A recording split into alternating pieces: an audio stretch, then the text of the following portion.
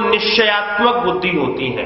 ना तो हमको संकित बुद्धि की आवश्यकता है, ना हमको भ्रमित बुद्धि की आवश्यकता है, ना हमको स्तंभित बुद्धि की आवश्यकता है।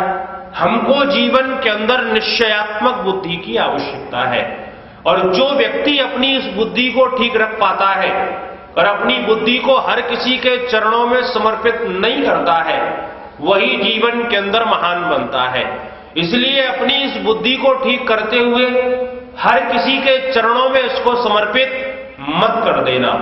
महाभारत की एक घटना आती है कि भीष्म पितामह अंतिम समय में सरसैया पर पड़े हुए हैं।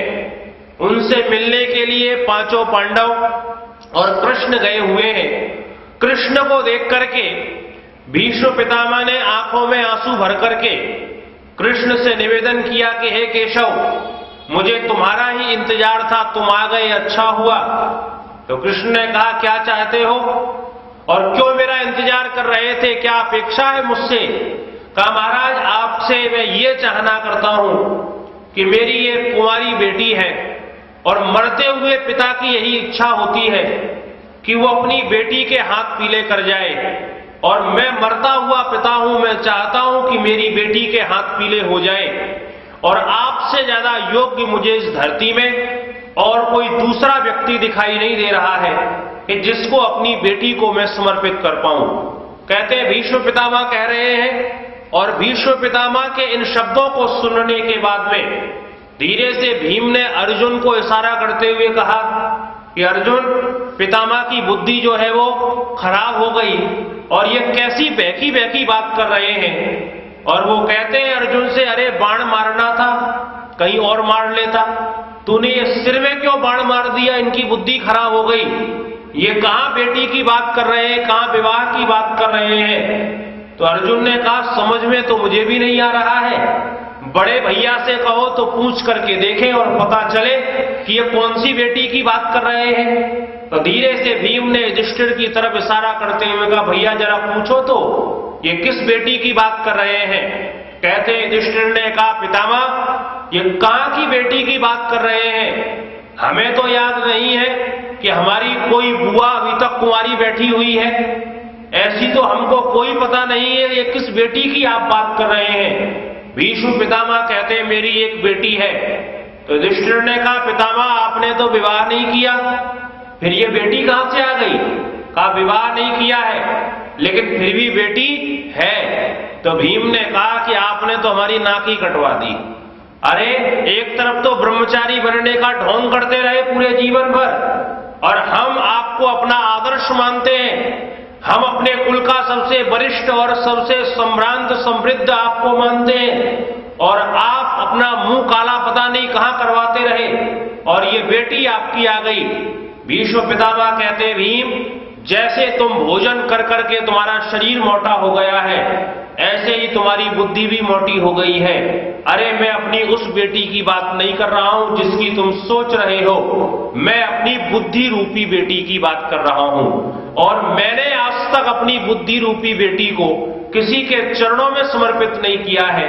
आज मुझे कृष्ण जैसा व्यक्ति दिखाई दे रहा है, इसलिए इनके चरणों में अपनी बुद्धि रूपी बेटी को मैं समर्पित करने की प्रार्थना कर रहा हूं। याद रखिएगा, अपनी इस बुद्धि को हर किसी के चरणों में समर्पित मत कर देना।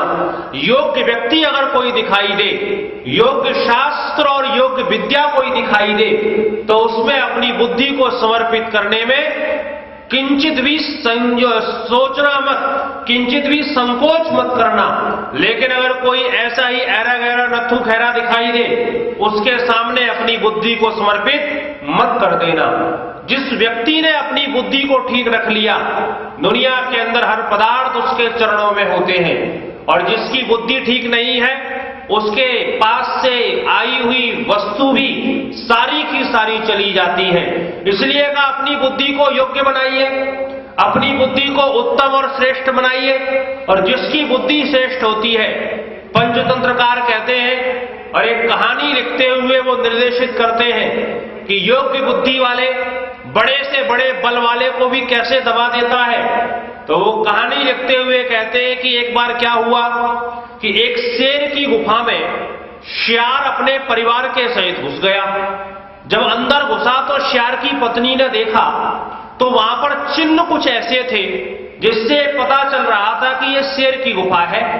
तो कहते श्यार की पत्नी ने कहा, पतिदेव ये गुफा तो शेर की लगती है और शेर अगर आ गया तो हमारा जीवन खतरे में पड़ जाएगा।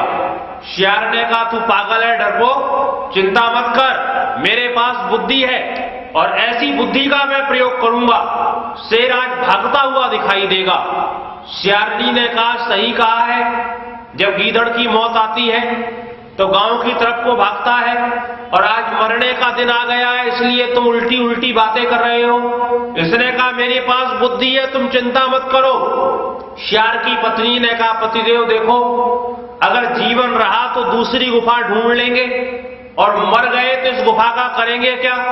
अरे सिर सलामत है तो हजारों पगड़ियां कुर्बान, पगड़ी की कोई कीमत नहीं होती है, कीमत तो सर की होती है और जब सर ही नहीं होगा तो पगड़ी संभाल करके क्या करेंगे? अरे जीवन नहीं होगा तो क्या करेंगे इस गुफा का? एक काम करो, यहां से भाग चलते हैं। शेर ने कहा, चिंता मत करो, मैं देखो अपनी बुद्धि का कैसा प्रयोग करूंगा और आज शेर यहां से भागेगा, मैं नहीं भागूंगा। उसने कहा, अब सही बात है, अब मरने का दिन निकट है, तुम भी मरोगे, बच्चे भी मारे जाएंगे और मेरा तो जो कुछ होना है सो होना ही है। ठीक है, नहीं मानते तो कोई बात नहीं। साफ सवेरे से शाम होने को हुई। शेर कहते हैं शिकार इकार करके लौट करके अपने उस गुफा के अंदर प्रवेश करने के लिए जैसे हुआ तो शेर ने जैसे ही दरवाजे से घुसा था कि अंदर से कुछ आहट की आवाज आई। जैसे ही आहट सी सुनाई दी उसको तो एकदम शेर वहीं का वहीं खड़ा हो गया और खड़ा होकर के विचार करता है अंदर कोई ना कोई है और अंदर कोई है तो कौन है? झांक करके शेर ने देखा तो श्यार जो था वो शीर्षासन करके उल्टा खड़ा हुआ था। अब इसने सीधे वाले श्यार तो बहुत देखे थे लेकिन ये उल्टा वाला श्यार पहली बार देख रहा था। इसको लगा ये पता नहीं कौन सा प्राणी आ गया जंगल में, आज तक तो ऐसा कोई प्राणी नहीं देखा। इतने में श्यार के बच्चों की रोने की आवाज आई। जैसी रोने की आवाज आई तो श्यार ने कहा, अरे भगवान, बच्चों को क्यों रुला रही हो? तो श्यारनी पूर्व योजना के आधार पर बोली कि बच्चे भूखे हैं और शेर का मांस मांग रहे हैं। साहब इतना सुनना था कि शेर के कान खड़े हो गए। अब वो श्यार बोला कि अरे अभी सवेरे तो शेर मार करके लाया था, बच्चों को खिला दो। वो कहता है, श्यारनी कहती है, नहीं, बच्चे ये कहते हैं कि ताजा मांस चाहिए, बासी हम नहीं खाएंगे, सवेरे का शाम को कैसे खाएंगे, ताजा लेकर के आओ। कहते इतना शेर ने सुना और शेर दबे हुए पैर से वहां से निकलने की कोशिश करने लगा कि ये तो मेरे मांस खाने की बात कर रहे हैं और ऐसा कोई प्राणी जंगल में मैंने कभी देखा नहीं है। लेकिन आप देखेंगे कोई कितना ही बड़ा गुंडा हो, आप अगर उसको पकड़ करके 5-7 रैपटे मार दो तो सबसे पहला काम वो क्या करेगा? अगर आपने किसी बहुत बड़े बलशाली को, बहुत बड़े गुंडे को 5-7 रैपट मार दिए तो सबसे पहला काम वो क्या करेगा? क्या करेगा पहला काम? नहीं पता।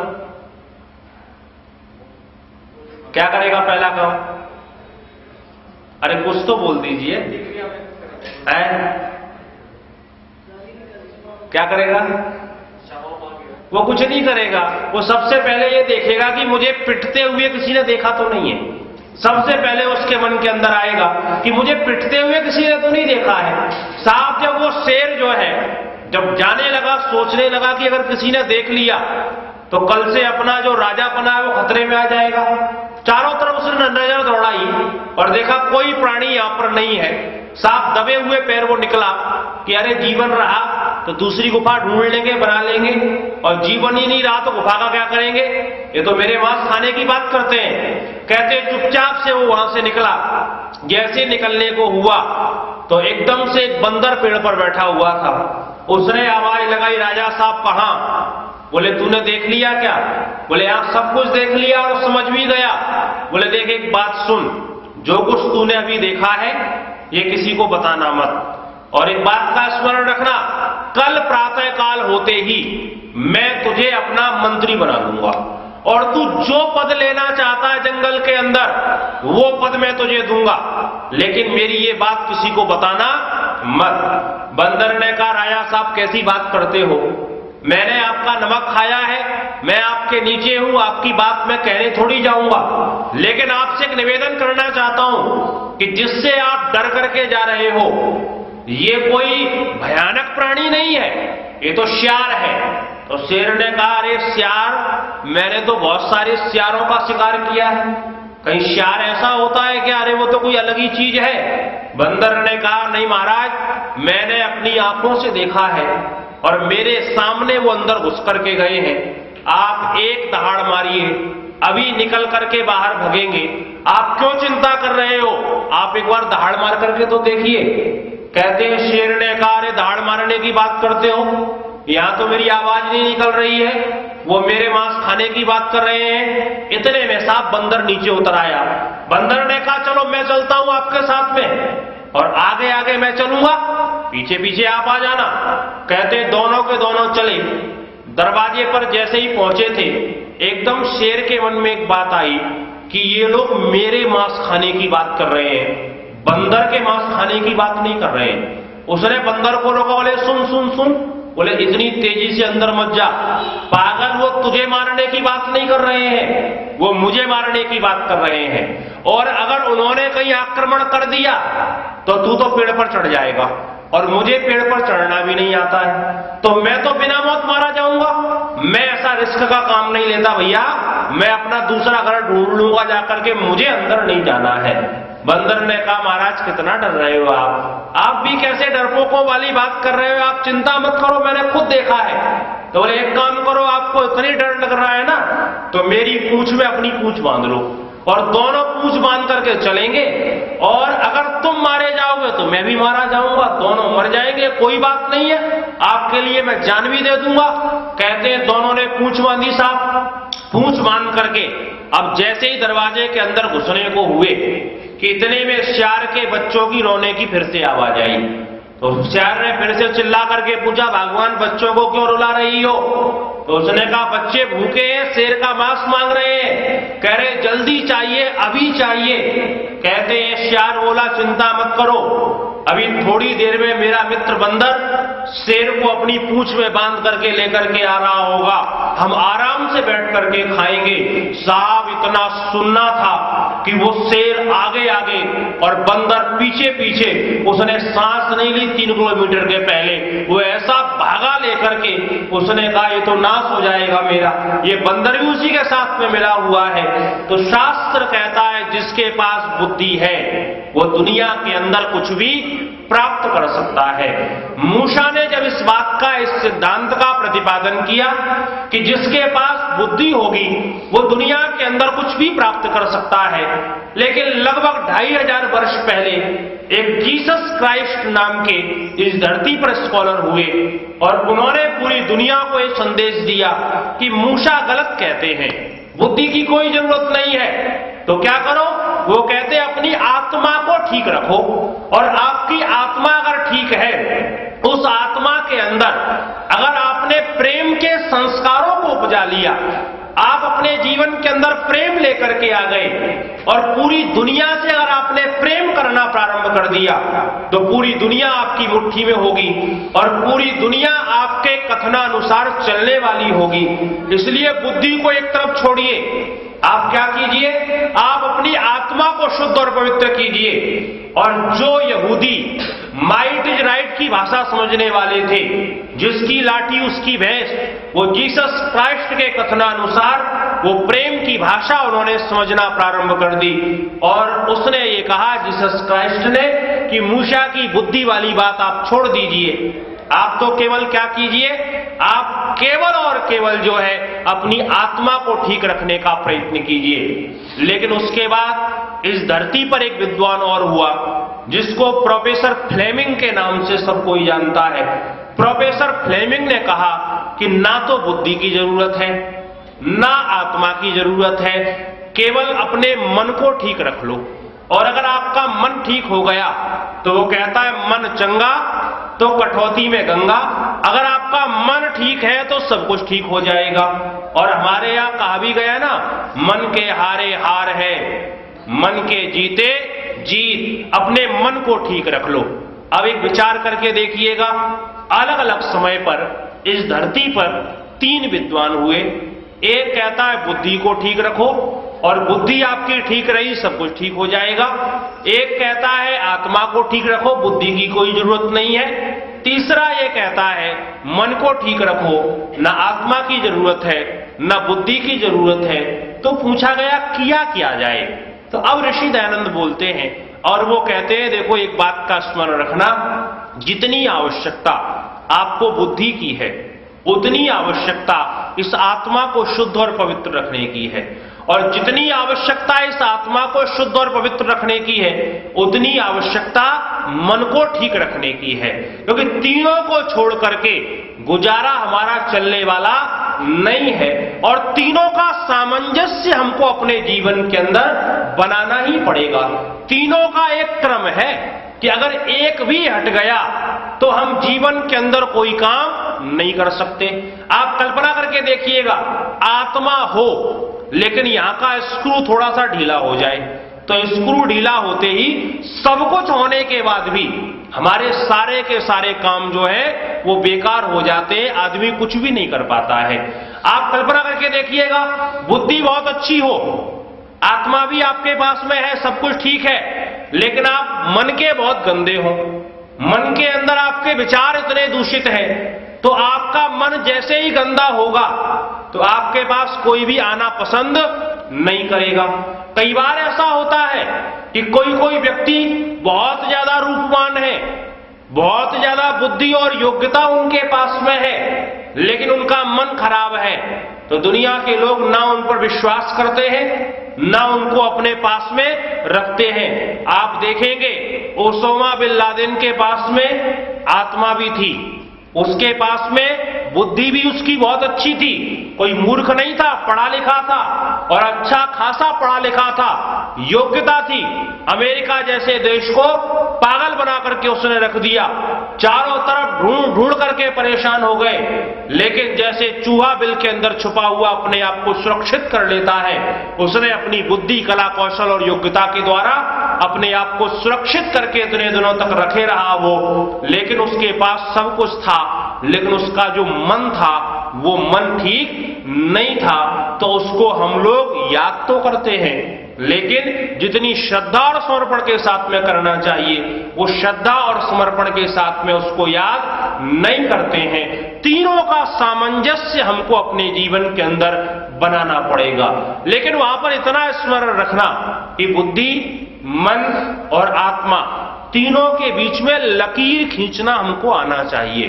बस गलती हम ये करते हैं कि तीनों के बीच में लकीर खींचना हम लोग भूल जाते हैं। और कई बार ऐसा होता है कि जो काम हम कर रहे हैं, देखो करने वाला सीधे सीधी बात यह है कि जो निर्देशित करता है वो आत्मा ही होती है, और वो मन को निर्देशित करे, बुद्धि को निर्देशित करे, तद अनुसार कार्य होते हैं। कई बार हम क्या सोच लेते हैं कि जो काम हो रहा है उसको मन ही कर रहा है, आत्मा नहीं कर रही है। कई बार व्यक्ति कहता है ना, हम तो मन को बहुत रोकना चाहते हैं लेकिन हमारा मन तो रुकता ही नहीं है। लेकिन ठीक वही स्थिति होती है जैसे छोटा सा बच्चा होता है ना, जब साइकिल चलाना नया नया सीखता है तो नई नई साइकिल चलाने में वो क्या करता है कि वो पेडल तो मारता रहता है और ब्रेक लगाने की कला को भूल जाता है। और जब उससे कहा जाता गिर कैसे पड़े तो कहता है मैं तो साइकिल को बहुत रोकना चाह रहा था और मैंने तो बड़ा रोकना चाहा, लेकिन साइकिल जो है वो रुकी नहीं, वो तो चलती चली गई। वो वहां पर ब्रेक लगाने की कला को नहीं जानता है, वो पेडल भी मारता चला जा रहा है। ऐसे ही जब हम मन को रोकने की कला को नहीं जानते हैं तो हम क्या कहते हैं, ये मन तो अपने आप भागता हुआ जा रहा है, इसको हम बहुत रोकने का प्रयत्न कर रहे हैं। एक बात का हमेशा स्मरण रखना कि आत्मा के अनुशासन में जब तक मन और बुद्धि रहते हैं तब तक हमारे जीवन के अंदर काम सही होते हैं, और जब हम मन और बुद्धि के अनुशासन में आत्मा को कर देते हैं तो हमारे सारे के सारे काम गलत होना प्रारंभ हो जाते हैं। इस शरीर के अंदर जब तक मनुष्य आत्मा और शरीर और इन दोनों का अंतर करना नहीं जानेगा, मोटे मोटे शब्दों में कहें तो जब तक जड़ और चेतन इन दोनों का वो अंतर करना नहीं जानेगा, क्योंकि इसमें बुद्धि और मन जो है ये दोनों के दोनों जड़ है और आत्मा जो है वो चेतन है।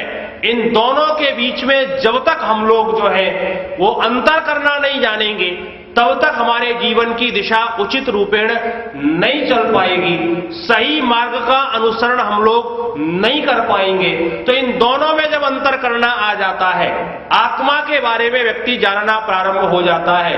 कितनी विचित्र बात है, मनुष्य सारी चीजों के बारे में जानता है, वो धरती से लेकर के और चंद्रमा तक पहुंच गया, लेकिन वो व्यक्ति अपने बारे में नहीं जानता है। सबसे पहली चीज ये है कि हमको अपने बारे में जानना आना चाहिए।